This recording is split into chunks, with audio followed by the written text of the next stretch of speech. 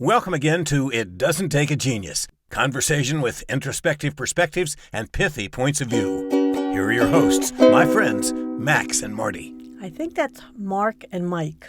Yeah, whatever. Ramsey!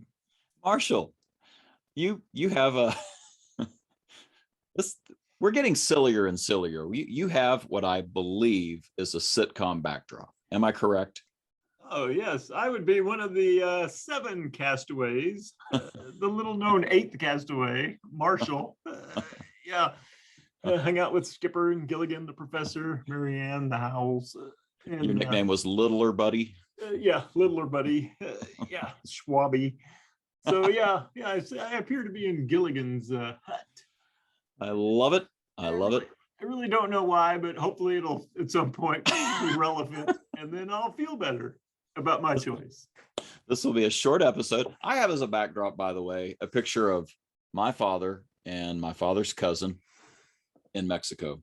So for those of you on YouTube, you see some studly young men in cowboy hats and a lovely vista of the Mexican, I guess, backcountry. I don't really know where that is, but somewhere in Mexico. Well, Mike, I know for one thing for sure. Yeah. According to the hats, they're the good guys. Right. They are white hats. That is 100% true. Incredible white Stetsons. That's right. So we have no idea if this episode's even going to work, but we're going to try. I remember a story from Mexico. I swear you told it to me. You now claim you didn't. And so I'm going to repeat this story, and there are some customer service, learnings along the way. So, well, I'm excited to hear a story that up until a moment ago was attributed to me.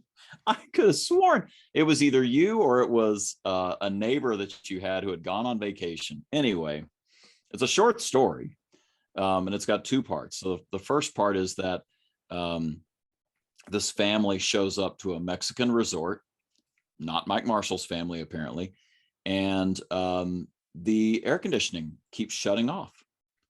And so they're a little disgruntled. It's a little hotter in Mexico than here in America, typically. So they call down to complain, right? And so the staff over the phone says, "Hey, listen, have you unpacked? Let us escort you to the bar while maintenance investigates." And so they do that, and they make it down to the pool area, and it's Mexico. I guess it's a little European, a little cosmopolitan, and there's a woman doing some topless sunbathing at the pool side where this husband, wife, and children have now gone. And so the wait staff at the poolside bar come up to the family and say, "Sir, ma'am, I've noticed some shady spots down this way if your family is interested," and escorts them to an area where they're not going to be, quote unquote, subjected to this topless woman. So meanwhile, maintenance staff has investigated in the room and come down to report to the family at the poolside, and basically what they said was the girls, your daughters, were probably opening and shutting the sliding door. That causes the AC to shut off when the door is open. So, which makes sense. My guess is that if you had a door open with the AC in Mexico, it would just run nonstop until it gave up. And that's just how the system worked. And they didn't know that. And so the door was open. The AC looked like it was shut off. Oh, this room must be broken. Nope. Turns out that's how it works. But he told them, hey, it might have been your daughters moving the door back and forth, and that's the issue. So that's the story. Somebody in my life came back from Mexico so jazzed about their customer experience that they repeated that story to the point that I am now repeating an anonymous story that I don't even know who said it, but there's the story. So, Mike Marshall, in your typical way, can I just throw that grenade of a story over to you on your side and see what explodes? Any thoughts? Well, yeah, my first thought is I'm a little confused. Are we against topless sunbathing? I'm just checking didn't know where we stood on that issue, given the current Me Too thing that's going on. I've just decided I endeavor to only look at my wife naked. That's how I'm going to answer that. Me too, but I don't think she's going to like it. I didn't say anybody was going to like it. Anyway. No, what I'm thinking about is that challenge, right? We've always heard that the customer is always right. Yes. That is a lie. Right. The customer is often wrong. Correct. So somebody, corrected me on this years ago. They said the customer is not always right. However, the customer is always the customer. Yeah. So our goal is, how do you correct somebody and yet help them maintain, one of our most popular episodes, their dignity?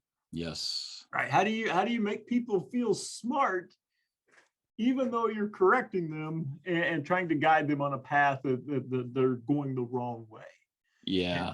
And when it's over, right, with that Maya Angelou quote, right? It's not what you did, it's how you made me feel, right? I won't remember what you did, but I will remember how you made me feel. So if you fix the problem and make me feel stupid, it wasn't a good customer service recovery. If you fix the problem and let me maintain my dignity and feel smart, nice, then you've hit a home run. Yeah. And, I remember a car dealer years ago talking about sort of how he did discounts at his store. And I think his phrase was, the customer needs a win and I want to be the hero. So I, the customer wants to be able to say, and then everything worked out because of my efforts or because I went there or what have you. But we want the employee, the manager, whatever it's going to be able to say, and they came through for me and made that happen. So there's a happy ending in the store, the company, the organization gets credit for that. Oh no, that's perfect. Yeah. How can I make the customer service provider the hero, and then the person receiving that great customer service feels special? Yeah. And feeling. Notice we're still talking about feeling, right? I mean, it's not like there was an AC issue that night and, the family was going to be, sweating through the day. No, this was just a quick little thing. Right. We're going to solve the problem. Right. And that's what we should have technical expertise in our field to be able to solve the problem. The question is, how do I make you feel while I'm solving that problem? That's it. That's my favorite story about this is from Dell Computers, when Dell Computers first launched. And for those of you, that were born, after the year 2000, Dell Computers was one of the first computer companies. It was a startup company, and it was 100% mail order. They'd send you a catalog, which is this paper book that came to your house, and you pick out your computer, and they had a phone, and you'd call them, and they would send you a computer, and you had to assemble it in your home. And so what they figured out was they had a help desk, and what they figured out very quickly was that the number one issue that they got calls on was that the computers had no power. The power button did not work. So the reality of the problem was the customers hadn't plugged it in. So they tried it first. The service reps started saying, well, have you tried plugging it in? Yeah. Apparently, that made the customer angry. You would think that, I'm stupid enough that I didn't plug it in, and I, took the time to call you. Of course, I plugged it in, even though they hadn't. So they came about with it's got to be the most brilliant idea ever. So the customer would call, I got no power to my computer. Oh my, that's serious. Let's go with the number one problem we typically have with this. As you know, when your computer is shipped to you, there's a lot of packing dust and stuff like that. So if you could unplug your computer, blow the dust out of the end of it, plug it back in, and let me know if that helps solve the problem. And so the customer would disappear from the phone for a minute. They'd come back. Yeah, that fixed it. Face saved. Yeah. I get to preserve my dignity. I don't have to admit that I'm a moron. And you quickly solved the problem. And so now I can get to doing the part I want to do, which is fire up my computer and go buy ceramic pigs on eBay. So ceramic pigs. That's job one. if you don't think that that's a real problem still today, the IT Crowd, a very popular British sitcom from, I don't know how old that is now, maybe 10 years old. Everybody in the IT department on the show answered the phone. IT department, have you tried turning it off and on again? As in the most depressed voice ever. And of course they were usually right, that's usually what needed to happen. But the fact that you would be so, you would have such a lack of empathy or a radar for where your customer was coming from, how they felt about it. And that's really what I love about that story at the Mexican resort is, just think of, the bartender, the wait staff, they didn't have to be paying attention to where this family sat, but they just had enough presence of mind to say, okay, this might be a little uncomfortable for all parties involved. Let's help them find a place if they want it a little further down. Problem solved. Yeah, that situational awareness. You're paying attention. That's right. You're watching what's going on, and then proactively taking action. Yeah. So not waiting for it to become an issue. Not waiting till I'm approached. That's one of the things I've always admired about the Ritz-Carlton. So one of the credos of the Ritz-Carlton, it says that Ritz-Carlton employees are to fulfill the unexpressed wishes of the customer. Yeah. Wait a minute. The customer hasn't even told us what they need, and we're supposed to hand it to them or get it for them before they say anything. Yep. Wow. Yep. And if you've ever stayed there, they do it, right? I was in a meeting, I step out in the hallway, the guy steps up and he goes, the restrooms are right around the corner. I'll walk you there. Like, how did he know? this guy's a psychic. And so you just got that kind of experience that they've looked at situations so many times, they've paid attention, they know with a high statistical probability what it is that you need at that moment. Yeah. And they're willing to provide it. Yeah, I know about a gentleman that he was on the phone. He was supposed to be meeting somebody like 3 blocks away, and the bellhop overheard and said, do you need directions to that place? Let me guide you. And he took him off site and walked him across the street to the front door of this, other building. And again, this is, I think Seth Godin talks about this. It's remarkable behavior, right? We are still remarking on this Mexican resort, on the Ritz-Carlton, on Dell of all places, virtually.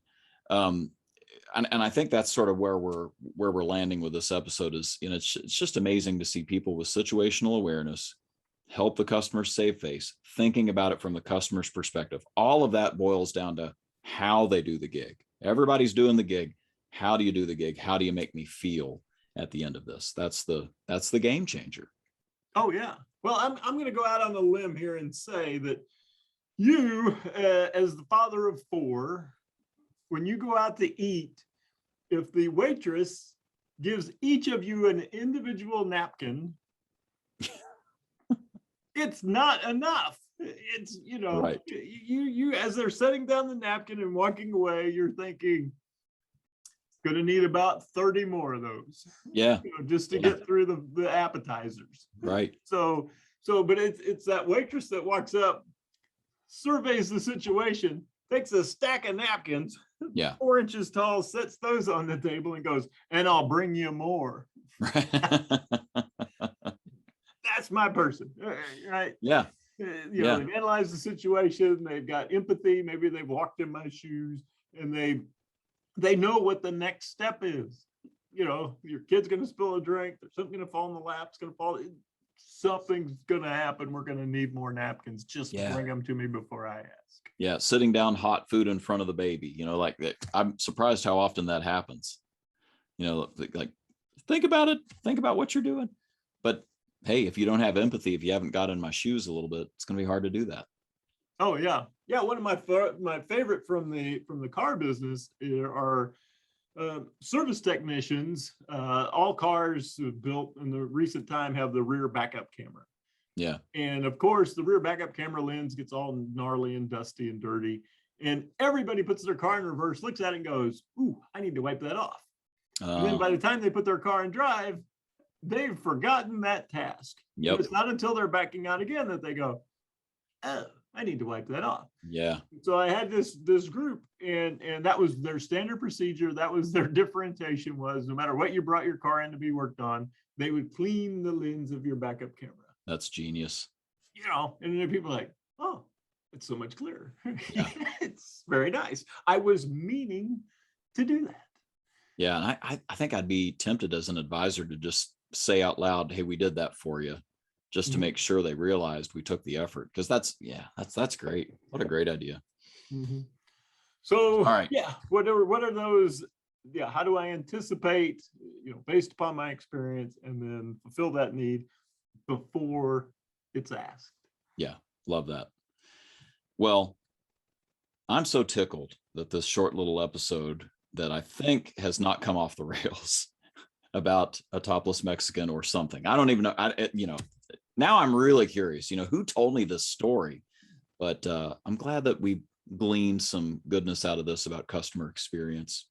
Anything in closing we should talk about here? No, I'm just excited that for the first time ever, I'm the voice of moral dignity here. Jeez. I'm very excited about that. So it's time for John Wolf to talk. Yeah, let's see what our announcer has to say. So go ahead and tweet that, or share it any other way you want. As always, there are no rights reserved, no trademarks, no copyrights. Share it if you want to. And join us next time on It Doesn't Take a Genius.